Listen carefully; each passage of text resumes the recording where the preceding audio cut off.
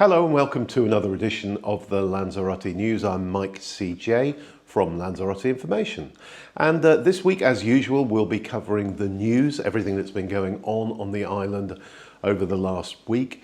I'll also be giving you a couple of useful Spanish words or phrases to put into your armory. And right at the end, I'll be doing 3 things you could be doing on the island next week. So stay tuned to find out what you could be doing if you were here or if indeed you are here. But first, as always, I give you, in these bulletins, I give you a weather update. And it's kind of been a bit weird over the last 7 days. Last weekend was super hot. I'm talking in the high 30s, low 40s. Uncomfortably so, we had a kalima, which means dust coming over from the Sahara. It was windy and just a bit uncomfortable. Then Monday, the kalima disappeared and it was absolutely glorious. And I thought, here we go, we're into the usual glorious September weather. But that only lasted a day. Tuesday through to Thursday was a bit overcast, nice and warm and not uncomfortable, but more cloud than we're used to for this time of year. But by Friday, it had switched into what I would call normal this time of the year mode, which means light breezes, blue skies and lovely, lovely sunny afternoons. Perfect snorkeling weather, which is what I'm going to be doing very shortly. So let's move on with the news, and the first news item is a swimming one, funnily enough. And this weekend it is the La Graciosa swim, and there are 500 people registered for it. I'll give you a bit more information about that because it's one of the things that I mentioned in the What's On section towards the end of this bulletin. But just to give you the heads up, it's a 2.6 kilometre swim from Lanzarote to La Graciosa across the, we know it as the Rio, hence Mirador del Rio, the river. And it can be very challenging. It depends very much on what the current is doing at the time of the swim. But that's taking place this weekend, and it's one of the best sports events on the island. It's always super exciting. There's a brilliant sort of Zumba warm-up type party beforehand, and then afterwards, when all the swimmers have arrived, there's a massive paella which is shared out amongst anybody who's there. So if you're on the island, might be worth visiting that. Now, next up, there is a new Fundgrube store in Costa Teguise.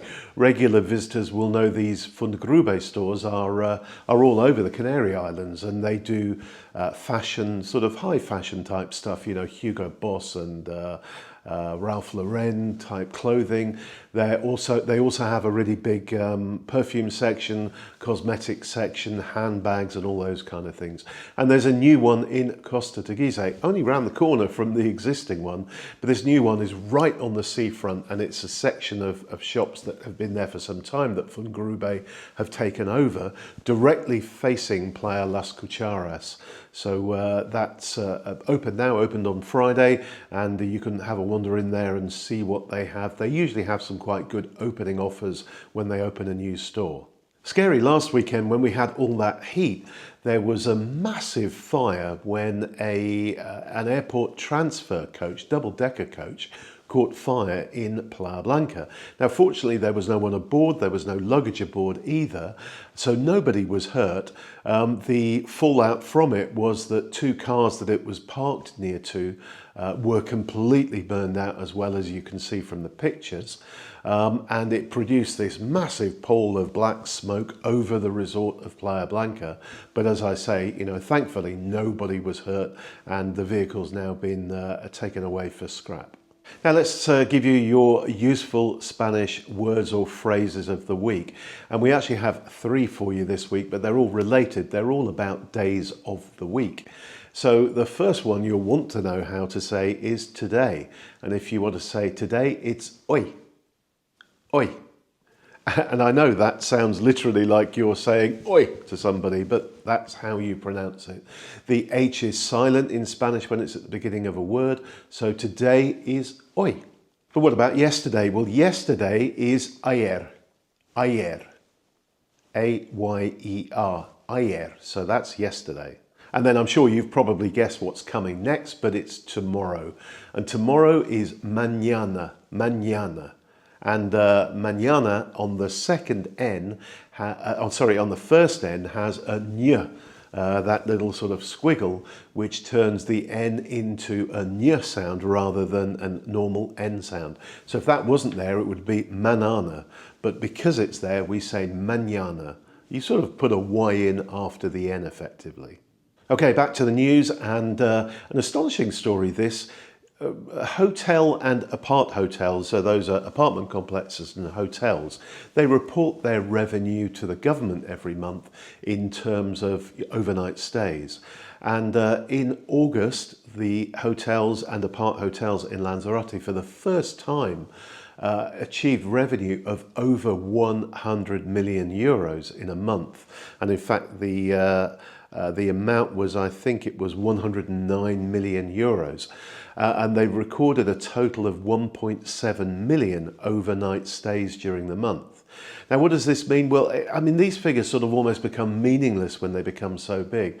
But what it does mean is that we are on target in 2025 for Lanzarote, for the first time in its history, to record over €1 billion of income from hotels and apart hotels during the year. Now, while we're talking about hotels, there was a story this week about the Beatriz Hotel Group, and they actually have two hotels, one in Puerto del Carmen and the other in Costa de Gizeh. And you may or may not be aware that they've actually been in some financial difficulty for some time. And they've had administrators appointed some time ago in order to allow the businesses to continue to trade. Well, the good news is they have now had a substantial cash investment from a capital fund, effectively buying the two hotels out. And the capital fund that is buying the two hotels has guaranteed everybody's jobs for the future, and they will continue as relatively low-cost hotels on the island, but with now with the funding needed to keep them going and do necessary refurbishments and that kind of work in the future. Now, there was an interesting story this week when the villagers of Graciosa got together and they denounced the excursion companies that are running buggy tours in the area of Graciosa. And they are specifically complaining about the fact that the tracks that the buggies travel on are becoming really, really badly damaged, and they submitted pictures showing how badly damaged those tracks were, making it very difficult for farmers to get to their land or for cyclists and other leisure users to use those tracks to get around. They also talked about how it's affecting the biodiversity of the area and how there's suffering significant soil erosion in the area around Graciosa as well. Now, this has been quite interesting to me because before I saw this, I commented to Julie that there seem to be so many buggies on the road today, and the buggies that come up to the north of the island run alongside the main road, the main bypass, which I use almost every day. And if I think back to a year ago or so, I would occasionally see a group of buggies travelling along there, creating a cloud of dust. But lately I seem to, whatever time of day it is, and however often I travel, there always seems to be a group of about 8 buggies travelling on that side road. So I think they've obviously marketed themselves very well, and they've greatly increased the number of journeys they're doing with the buggies. From their point of view, it makes business sense and I can understand it, but it really does cause some disruption in that area. We used to run regularly on that track, and we don't do it anymore because the ground's too uneven, and there's a high chance that you're going to run into a group of these buggies and, at worst get run over, but at best have to choke on the dust that they create while they're journeying along there. So I do have some sympathy with the people of Graciosa. And finally, and I love this story, this is so Canary Islands, because this kind of thing seems to happen all the time on the islands. And this story, it's actually on another island, but it doesn't really matter where it is because it is so Canarian. An employee was doing a sweep in the bus station in this particular town and came across a backpack that somebody had left. And they opened the backpack and there was a lot of cash in there, 22,500 euros. Now, this employee immediately called the police, who came in. They examined the pack. They found some ID on the person to whom it belonged, who was an 85-year-old man. They took it around to his house, established that the money was legal, it hadn't come through any kind of nefarious means, and it did indeed belong to him. And they then escorted him to his bank so that he could safely pay that money back or into his bank account. So I just think it's a lovely story. And over the years I've heard this so often. I came across one of our readers who, I don't know what he was doing carrying this amount of cash around with him. He was a tourist on the island, but he had apparently 7,000 euros in cash on him. He left it in a taxi. The taxi driver returned it to the police. He got it back. And that kind of thing just happens a lot on here. And the default position for the Canarian people tends to be one of honesty. If they find something that doesn't belong to them, they get it handed over to the police, which I think is lovely, and long may that continue. Okay, next up, 3 things you could be doing if you're on the island next week. And the first is, depending on when you're watching this, tomorrow or perhaps today, Saturday the 27th. And I've already mentioned this during the news, but this is the Travesía a Nado del Río. So this is literally the river crossing, as I mentioned before. And the way the day pans out, there are about 500 people swimming. Julie and I have done this event quite a few times over the years. We're not doing it this year. But you head over to La Graciosa, where there's a kind of pre-event party that takes place. There's Zumba, there's music, all kinds of things go on. Then you get on several of the ferries from there. Bear in mind there are 500 people at this point who are actually doing the swim. The ferries take you across to the other side, to that beautiful beach at the bottom of the Risco de Famara. You swim ashore, you wait for the race start, which is going to be about 12:30, and at 12:30 the klaxon goes off, everyone runs into the water, and the aim is to swim across the other side to La Graciosa as fast as you possibly can. It's only 2.6 kilometers, and when the current is benign, it's a lovely swim. You can see the bottom all the way across, and very, very pleasant indeed. But when the current is running, it becomes a bit of a nightmare, because it can push you along a couple of knots faster than most people can swim.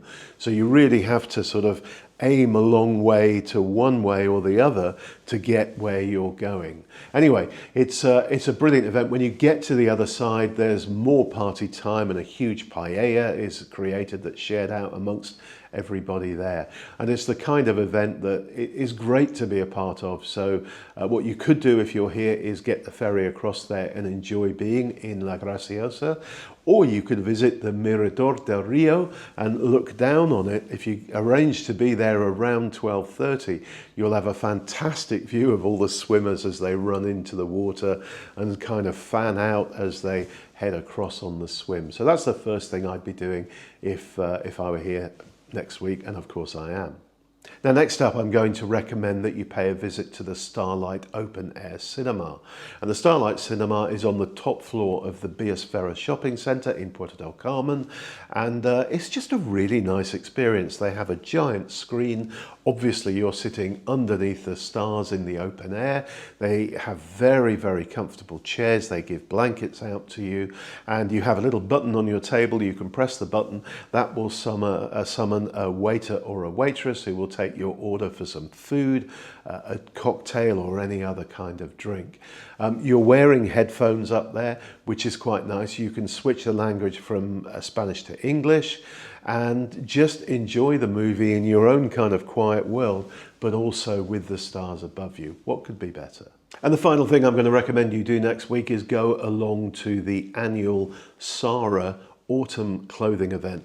And as the name suggests, this is an event that takes place every autumn, and it's in aid of the animal charity Sara. Now, this is taking place in the commercial centre Montaña Tropical in the old town of Puerto del Carmen. It is on Saturday the 4th of October, runs from 11 o'clock until 1 o'clock in the afternoon.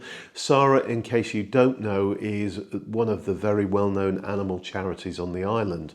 I mean, they currently have 140, they're homing 140 dogs, 200 cats, and they have an endless stream of street cats that they attend to. The money raised goes 100% to Sarah, and you'll find that they have pre-loved clothing, bags, shoes, many high street designer labels, and lots of household items to buy. So that's next Saturday in aid of Sarah. Well, that's it for this week. Thank you so much for watching once again. I'll be back the same time next Saturday with the news. If you've got any questions about Lanzarote, pop them in a comment below. I read every single one of those, and I will be happy to answer your questions. Thanks for watching once again. Bye for now, everyone. Bye.